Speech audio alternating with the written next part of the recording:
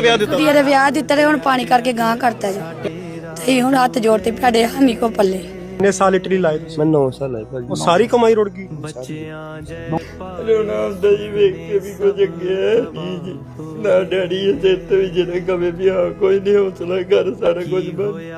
ਕਿੰਨੇ ਬੱਚੇ ਸੀ ਤੁਹਾਡੇ? ਸਾਡੇ 3 ਬੱਚੇ ਬਾਕੀ 2 ਕਿੱਥੇ? ਪਤਾ ਹੀ ਨਹੀਂ ਕਿੱਧਰ ਨੇ, ਪਤਾ ਹੀ ਨਹੀਂ ਲੱਗਾ ਹੁੰਦਾ ਪਤਾ ਨਹੀਂ ਜਵਾਕ ਕਿੱਥੇ ਨਾ। ਬੱਚਿਆਂ ਜੈ ਪਾਲੇ ਸੁਪਨੇ ਸਭ ਤਬਾਹ ਹੋ ਗਏ ਨਾ ਮੈਂ ਲਿਖੀਆਂ ਨਾ ਤੂੰ ਲਿਖੀਆਂ ਭਾਗ ਦੀਆਂ